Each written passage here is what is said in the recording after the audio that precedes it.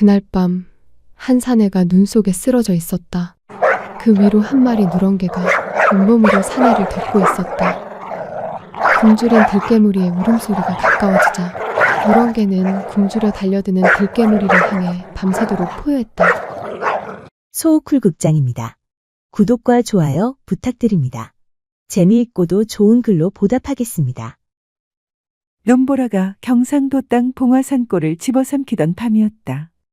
마을 사람들은 모두 문을 걸어 잠갔다. 그런 밤에는 밖에 나가는 것이 곧 죽음이라는 걸 누구나 알았다. 하여 그 밤 아무도 박덕수라는 사내가 산에 올라갔다는 것을 몰랐다. 그가 거기서 쓰러졌다는 것도.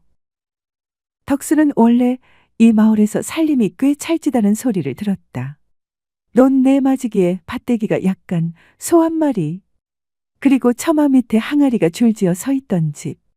그것이 무너진 것은 한꺼번에 벌어진 일이 아니었다. 우선 새해 연속 흉년이 계속됐다. 군역 대신 내야 하는 세금에 쫓겨. 노는 팔리고 소는 빼앗기고 집은 허물어졌다. 돌림병까지 돌아 아이가 열병으로 먼저 갔고 아내는 아이를 따라가듯 열흘 후에 죽었다. 덕수는 아내의 손을 잡고 있었는데 손이 가벼워지는 순간을 정확히 기억했다. 죽음이란 무언가가 빠져나가는 것이 아니라 무게가 사라지는 것이라는 걸 그때 알았다. 아이와 아내가 세상을 버린 후 그는 이제 더 이상 사람이 아니었다. 그저 숨이 붙어 있으니 살아있는 존재였다. 남은 것은 빈집과 어디서 왔는지도 모르는 누렁개 한 마리였다. 걔는 아내가 죽던 해 가을 어느 날 마당에 와서 앉았다. 내쫓아도 이튿날 다시 와 있었다. 덕수는 이름을 짓기가 싫어 한동안 그냥 야 혹은 이놈이라 불렀다. 그러다 어느 저녁 밥상 앞에서 혼잣말처럼 중얼거렸다. 복이나 좀 받아야지. 이 집이. 그날부터 걔 이름은 복길이가 되었다. 마지막 남은 쌀이 바닥을 보인 것은 한겨울이 깊어질 무렵이었다. 된장죽 한 사발을 복길이 앞에 밀어놓으면서 덕수는 말했다. 사람은 굶어도 버틴다. 하지만 너는 안 먹으면 못 산다. 복길이가 그 말의 뜻을 알 리 없었다. 그저 코를 들이밀고 먹었다. 덕수는 빈 사발을 바라보다가 자리에 누웠다. 배가 고프면 잠이 잘 오지 않는다는 것도 그에 들어서 처음 안 사실이었다. 닷새를 굶은 뒤 덕수는 결심이라 부르기도 민망한 생각에 이르렀다. 결심이라는 것은 다른 길이 있을 때 택하는 것이다. 그에게는 다른 길이 없었다. 그저 한 가지는 확실했다. 이대로는 둘 다 굶어 죽는다. 덕수는 복길이를 산으로 보내 야생의 본능으로라도 살게 하려 했다. 그날 밤 그는 복길이를 데리고 뒷산으로 올라갔다. 걔는 신이 난 듯 앞서 달리다가 뒤를 돌아보고 또 달리다가 돌아보았다. 덕수는 애써 그 모습을 보지 않으려 했다. 눈 덮인 숲속에 이르렀을 때 덕수는 멈춰서서 말했다. 가거라. 꼬리를 흔들며 덕수의 발치를 복길이는 맴돌았다. 가라고 했다. 목소리가 갈라졌다. 덕수는 발치에 있던 돌멩이를 집어 던졌다. 옆으로 빗나간 돌이었지만 복길이는 놀라 세 걸음쯤 물러섰다. 덕수는 돌아서서 내려오기 시작했다. 등 뒤에서 낑낑거리는 소리가 들렸다. 그는 걸음을 멈추지 않았다. 오두막에 돌아와 문을 닫고 누웠다. 바깥은 바람이 일기 시작했다. 이상하게도 잠이 왔다. 굶은 날 중 처음으로 눈을 감자마자 의식이 꺼졌다. 얼마나 지났을까? 문 밖에서 소리가 들렸다. 낮고 짧은 짖음. 덕수는 누운 채로 천장을 바라보았다. 다시 짖는 소리. 그는 일어나지 않았다. 소리는 한참 이어지다가 멎었다. 그는 눈을 감았다. 이튿날 새벽 덕수가 오두막을 나서자 복길이가 문 앞에 웅크리고 있었다. 밤새 거기 있었던 것이 분명했다. 털 위에 눈이 수북하게 쌓여 있었다. 덕수가 문을 열었을 때 복길이는 꼬리를 흔들지 않았다. 그저 고개를 들어 올려다보았다. 그 눈빛은 덕수가 한 번도 본 적 없는 것이었다. 애원도 아니고 처량함도 반가움도 아니었다. 오히려 모든 것을 다 안다는 듯 고집스럽고 단단한 광채를 띠고 있었다. 말하자면 이런 표정이자 눈길이었다. 포기해라. 당신이 나를 버려도 나는 당신을 버리지 않는다. 덕수는 방으로 들어갔다. 빈 솥을 긁어 누른 것을 조금 끓여 복길이 앞에 놓았다. 자신은 먹지 않았다. 먹을 게 없었다. 사흘째 되던 날 덕수는 품을 팔려고 나섰다. 이 마을에는 일거리가 없으니 인근 마을까지 가볼 작정이었다. 눈길이었다. 복길이가 따라붙었다. 덕수는 쫓아내지 않았다. 한 가족이니까 같이 다닐 권리가 있었다. 적어도 덕수는 그렇게 생각했다. 10리쯤 걷다가 언덕에서 발이 미끄러졌다. 경사가 심한 곳이었다. 굴러내리면서 바위에 옆구리를 찧었고 다리가 부러진 것 같았다. 얼마나 구른 것인지 알 수 없었다.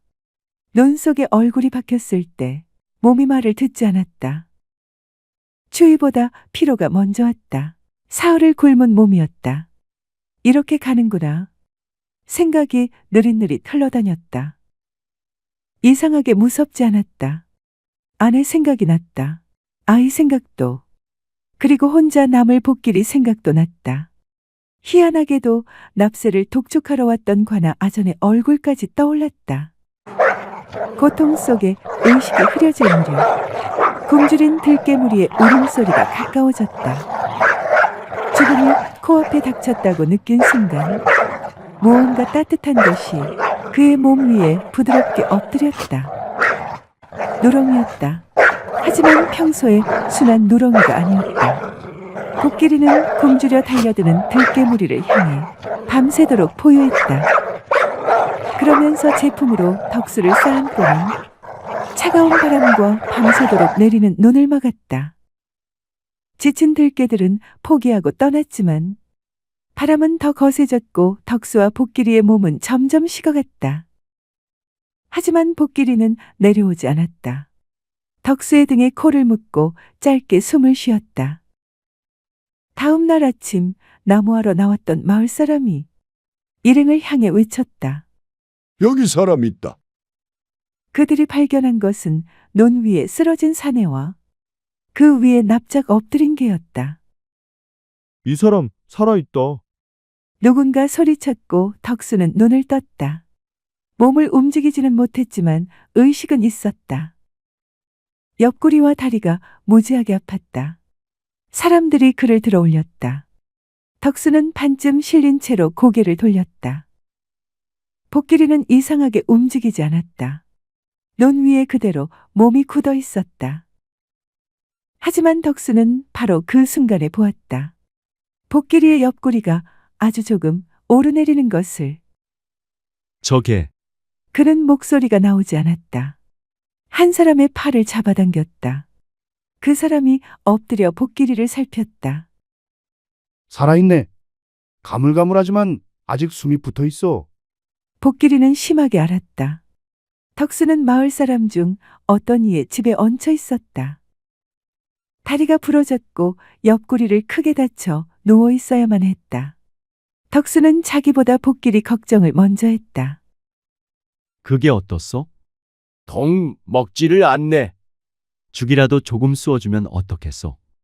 당신이 먼저 먹어야지. 주인이 먹어야 같이 먹겠다는 분위기라네. 사흘째 되는 밤 복길이가 죽을 조금 핥았다는 소식이 들어왔다. 덕수는 아무 말도 하지 않았다.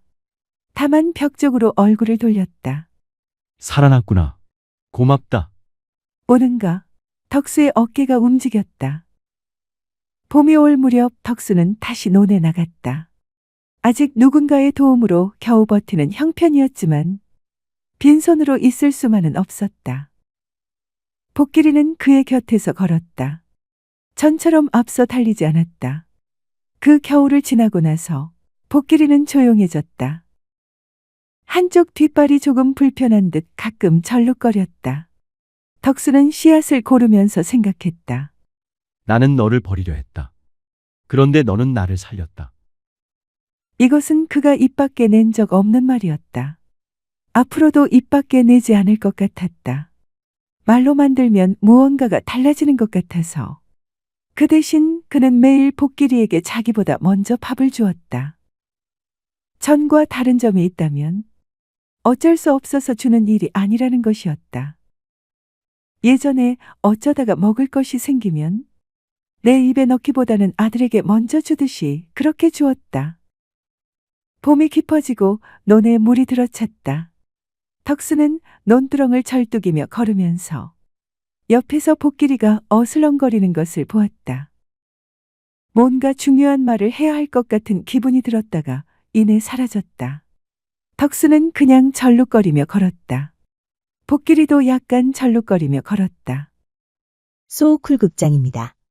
매주 화요일은 우리나라의 재미있는 옛날 이야기나 신화, 전설 등을 올리고 있습니다.